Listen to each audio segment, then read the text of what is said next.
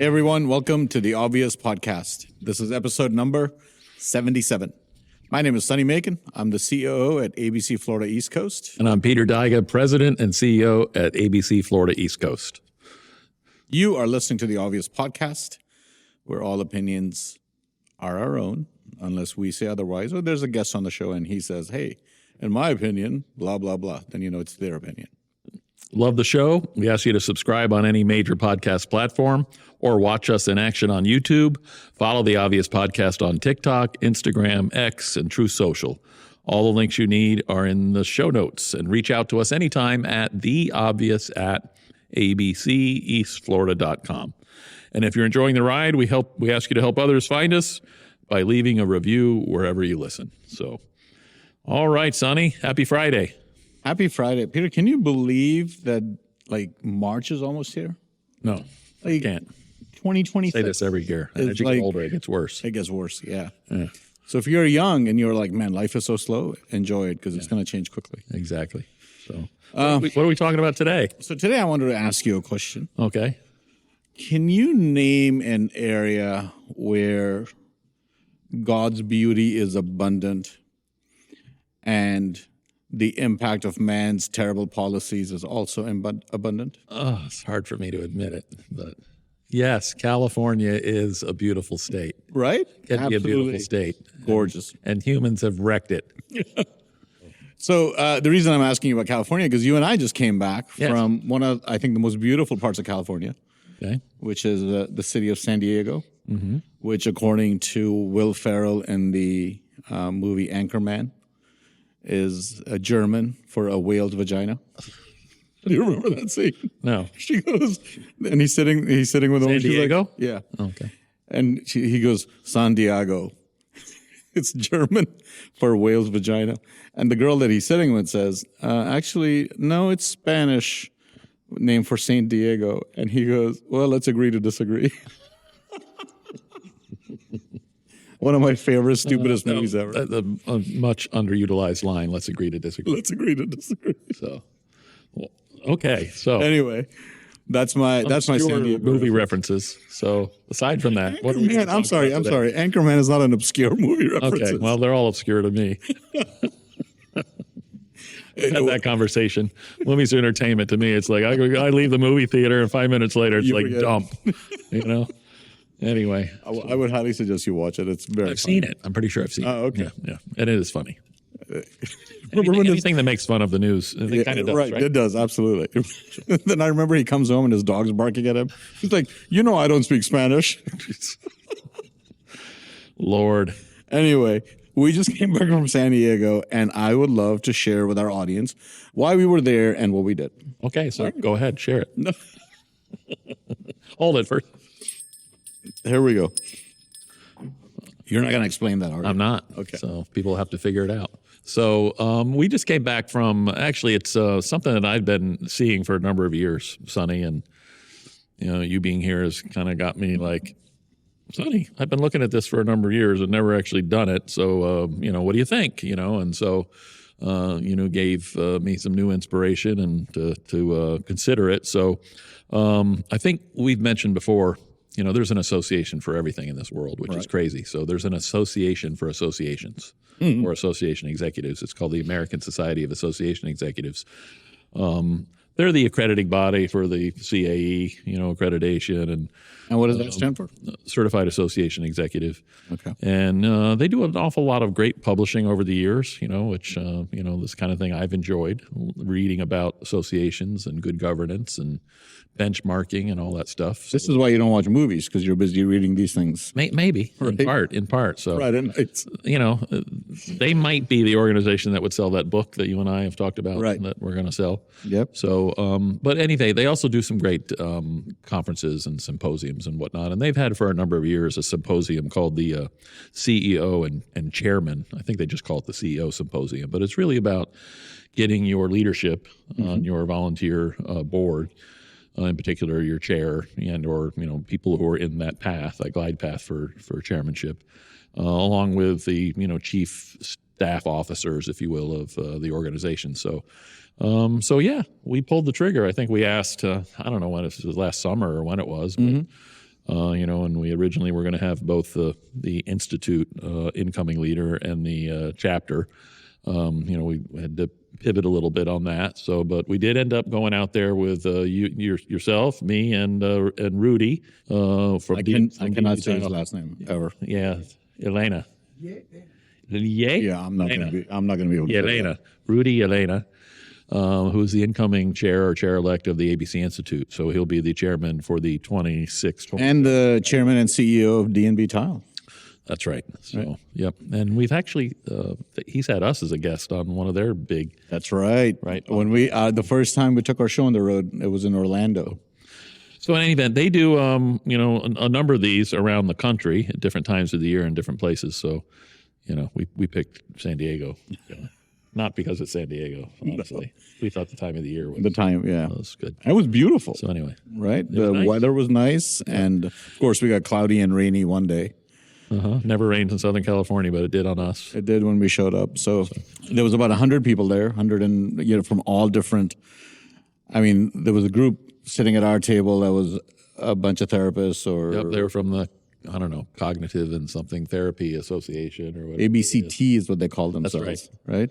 That's right. Yeah, Association of Behavioral and Cognitive Therapy. Something. ABCT.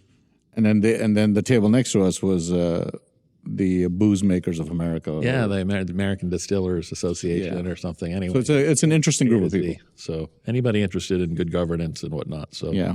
Any event, it was spectacular. The actual facility was awesome. It kind of was Hotel California-esque to me. It was probably built, I'm guessing, in the 60s, but it was very well maintained, very cool. The gardens were beautiful. Yeah. Little wells and fountains and things everywhere. So anyway, it was a great experience. But let's, before we get into that, why are we even talking about this? I don't know. Why are we talking? One, I think to give you an insight into sort of how we do things at ABC, but really to talk about leadership, because this is really about leadership and how do you get two leaders, one who's employed by the association and one who's a volunteer leader, how do you get them to work together? And then the whole idea of this foundational piece that they talked about, which I think is true of sort of any leadership in any context or any environment, when you're talking about strong personalities and how do you get them to sort of congeal together so that they pursue a common goal and a common mission, which really is the whole purpose of associations, right? A bunch of people coming together. That's right. And pursuing common goals and common missions. And what about that relationship and the governance structure of the organization is going to make it most effective? Exactly. So really, this is, we're joking around talking about our San Diego experience, but this is really an episode about the importance of leadership and the idea of how do you congeal around a common goal and a common mission. Yep. There were some people there. I forget. He'd been going for like 28 years with his leadership. So. Oh, the guy from the dental colleges from Canada. Okay. Right. Yeah. Well, there were some people there from Canada. Yep. So it was an international group. We could say that. It was. It was awesome. Yeah. Food was good. So I keep reflecting on the experience rather than we'll get into that more in a minute here. So I told you the story. I think I took pictures of, I was enjoying first off, when you come from the East Coast, right, you're up at 4 a.m. It's like, oh, good Lord. Yeah. When you get to be our age, you're affected by that time difference. Well, I sure am. I don't know what it has to do with age or what it has to do with. So, but anyway, so I'd get up early and, the first thing I want to do is open the slider on I usually, my preference is for a ground floor unit. They give me a nice ground floor unit. Also easy to escape if there's a fire. Well, that's true. Right. I was thinking of earthquakes too, when in California. So, that happened to me in, where was I? Tucson. Now that Tucson's in the news, I spent the first week of January in Tucson. Yeah. I was on the 7th floor. We had a fire alarm at 3 a.m. What? Yep. 7th floor. That was like on the campus of what Arizona State? Well, Arizona. What was known? Is that because the students are pulling the fire alarm, or what? It was a Marriott. It was a Marriott property. Oh my God! And had to climb up 7th floors, like when you're groggy because the elevators didn't work. So either you wait in the lobby for the elevator. Climb down. We had to get out of the building. We had to walk down. Yeah, which is easy. Walking down 7 flights is no problem. But going back up, when you're like half asleep was not fun. So, but anyway, I'd get up at 4. I get up at 4, and it's cool in the morning out there. It was actually pretty warm. It was like 80s during the day. So, one of the rare occasions I think when South Florida was actually cooler than San Diego. Southern California. So when I'd open the door every morning to get some fresh air, fresh, cool morning air into my room, and it's still pretty dark outside. And I think I told you the story. I showed you pictures. I started to hear this like sound out there, and I'm like, "What the?" Scared to, it's going to show what kind of a wuss I am, I guess. So I go to the patio, which is again on the ground floor, and there's an irrigation system that runs every morning, and water kind of like pools in the patio. So yeah. So I turned the corner to look what the hell's going on, and there's this raccoon and I were like staring at each other face to face, like, you're not supposed to be here, and this poor little raccoon is just trying to find in dry Southern California a little water every morning. He's lapping up this water, and let me tell you, a raccoon lapping up water makes a pretty weird, does it?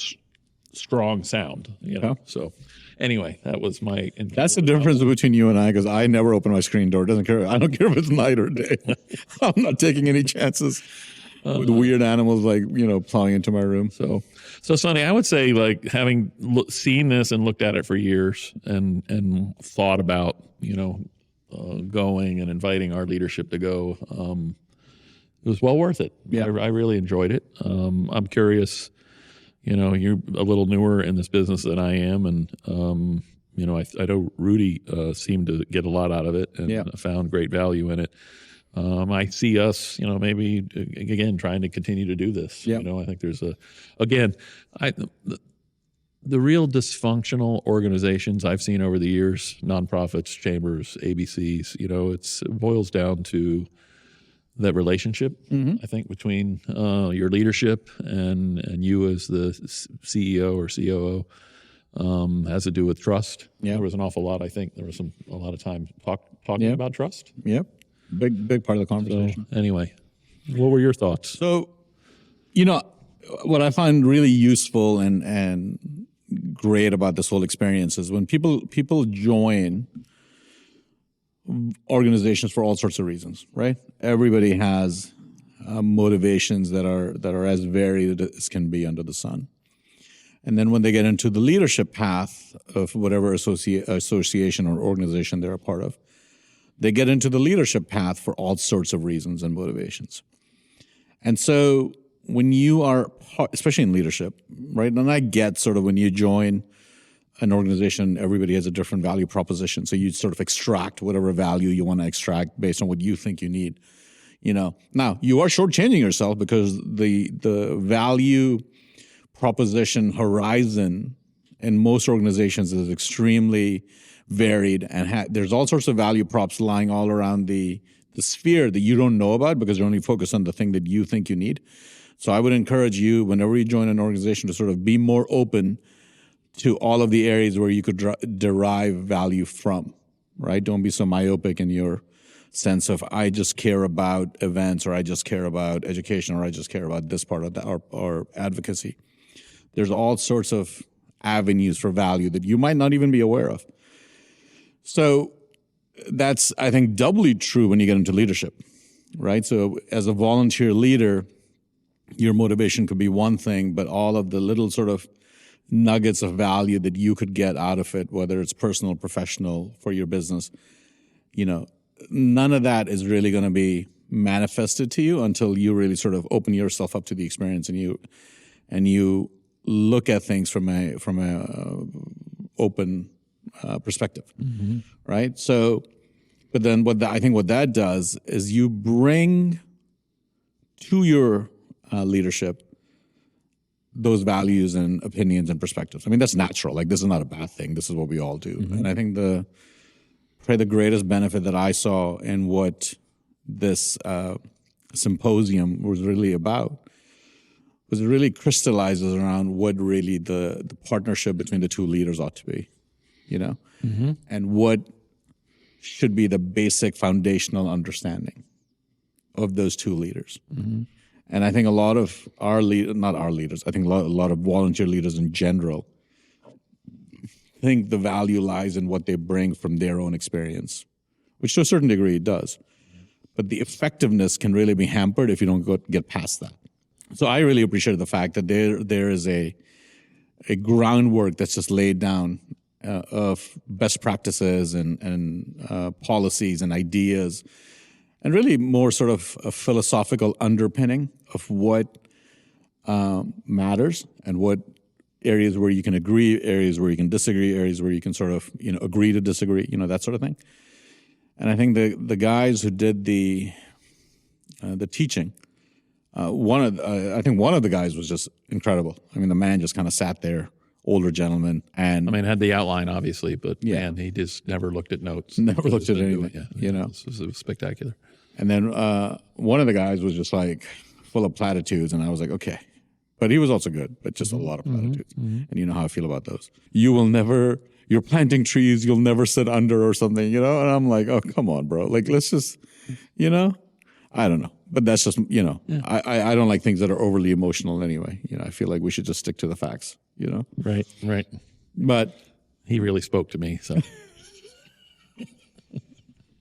I've been around 26 years, so he's sitting there talking about how, have you ever had anybody, take credit for, and he's talking more to the volunteer leadership, I think, of, everybody has some great ideas, but everybody's also, to use a overused phrase, standing on the shoulder of giants, right? Because there's, and you think about our experience. Yeah, I mean, we're a 58-year-old organization, right? And you're the third CEO this organization's ever had.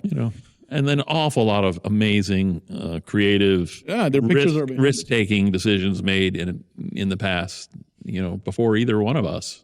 Right. That have reaped amazing benefits, and hopefully we're just doing more of the same, Absolutely. And building on that legacy. So, but yeah, I mean, it's... but honestly, Peter, when you're like long retired and you're sitting in Costa Rica, you're not going to be sitting there thinking, well, I hope they're giving me credit for all the great things I did. Yeah. I mean, none of us are like, I planted those trees and they're enjoying the shade. Yeah. I mean, you just kind of, you do the best you can with the life you're given, and you just... Absolutely. Sure. You move on. Sure. I mean, the guy was like getting like, and then of course, when he told that story, I hope he never watches the show, by the way. But when he told the story about how he got some woman's name wrong and then he cried about it, like, I was like, what? Bro. Well, like, apologize and just move on. He was like he was like the new president of the organization, and he got one of his staffers' names wrong. So. Anyway. I'm glad we're not using real names in this episode. So anyway. So what was we're running out of time already. So what was your one sort of takeaway? Oh, geez. My one sort of takeaway. And at different times in my life and career, maybe my big takeaway would have been different. But by the way, that is the most fascinating part about sort of takeaways, because it is so dependent on like the position you're in. But I mean, it's an obvious statement, but it's very true. Right. Wanted to remind ourselves. Yep. So I would put in that category, I think, the times, and it was, not just a one and done proposition, but when we focused on how important trust is. Yeah. I think because the nature of our two roles is different. Mm-hmm. In order to be successful, you need to respect those roles, I think. And that's always a challenge. We've probably talked about this many times on this podcast, but it's always a challenge because our leaders tend to be people who are problem solvers, right. They play 8 to 5 or whatever, every day of the week, a different role than they're asked to play as a volunteer leader on the board of directors. So, but in any event, I think, the times, when you need to be a little more careful and looking back at examples of other relationships similar to ABCs or other nonprofits or chambers where it becomes very dysfunctional and problematic. Probably boils down to trust. A lot of times, so in any event, how do you build that? That's because it's not something that you just automatically have with every volunteer leader that comes along, and with you, but hopefully it's a combination of the relationship that's built over the years, Well, so. I had a very interesting trust conversation my first week of my MBA program. Mm-hmm. And our entire program is based on group work. So within the first week, they create these teams. Did you do any fun trust exercises? No. Oh, good. For the quality of education. We didn't. You didn't do any silly trust games. No, nobody's like falling backwards. But I don't even remember if it was a staff person or a professor talking about this. But they basically said, look, we've done a lot of they made us do personality tests, and then they picked the groups based on that. So they said we've done a lot of research. Yeah, we did a little bit of that during this, didn't we? We did, yeah. And the people at our table were scoffing at the Myers. They were part of the American Cognitive Therapists Association, and they were like, oh. Yeah. And anyway, I'm not even going to that's a different episode. But one of the things that always stuck with me was listen, if you want to have a successful group at Kellogg while you're getting your MBA, you have to start with all of your team being in a place of trust. Okay. Don't make them earn it, right? You start with trust. And that's also true and I remember the person saying it's also true if you're professional. This vision of a jar full of marbles is coming to mind. Right. The marble. That was I thought that was a great analogy. Yeah. Right. And so a lot of groups that I remember during my sort of MBA journey that did that were phenomenally successful. Yeah. And sort of the outliers who ignored that advice and wanted people to earn their trust really struggled. Mm-hmm. Interesting. And I feel like that's a lesson that I think I really would love for all volunteer leaders to understand that.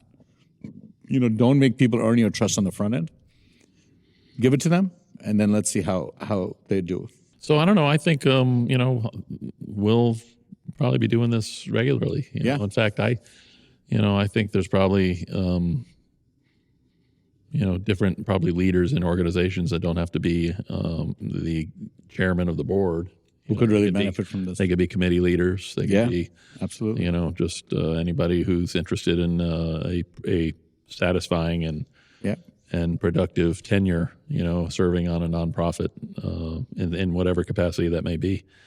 So in any event, I would encourage them. We don't want to come across too much as a commercial for ASAE and their CEO symposium, but I was impressed. It was, only regret is that for in years past, I didn't think to, that's all right.